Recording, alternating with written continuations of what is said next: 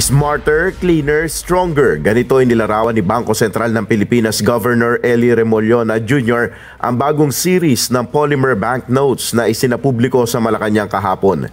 Simula sa unang quarter ng 2025, bukod sa 1,000 peso bill, ay magagamit na ng publiko ang bagong 500, 100 at 50 pesos denomination na gawa sa polymer. The first Philippine polymer banknote series is smarter, cleaner, and stronger. Smarter because they have advanced anti-counterfeiting features and a smaller carbon footprint.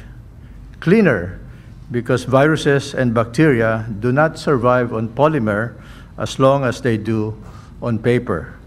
And stronger because they last longer than their paper counterparts. Makikita sa mga bagong pera ang mga katutubong hayop at halaman na mula sa Pilipinas. Kung sa 1,000 pesos polymer ay makikita ang Philippine Eagle, Visayan Spotted Deer naman ang nasa 500 peso polymer bill. Habang Palawan Peacock Pheasant ang nasa 100 pesos at Visayan Leopard Cat ang nasa 50 pesos. Sa pahayag ni Pangulong Ferdinand Marcos Jr. sa seremonya ng pagsasapubliko ng mga bagong pera, binigyan diin nito ang halaga ng pagbibigay galang sa mayabang biodiversity at kultura ng Pilipinas sa pamamagitan ng mga bagong polymer banknotes. Pinuri rin ng Pangulo ang BSP sa paglalabas ng bagong pera. I commend, of course, the Bangko Sentral ng Pilipinas for its leadership and foresight in this important milestone.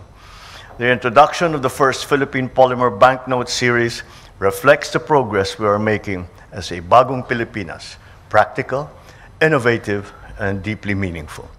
Nagpaalala rin ng Pangulo na magagamit pa rin ang mga lumang pera na may mukha ng mga bayani ng Pilipinas kasabay ng bagong polymer banknotes.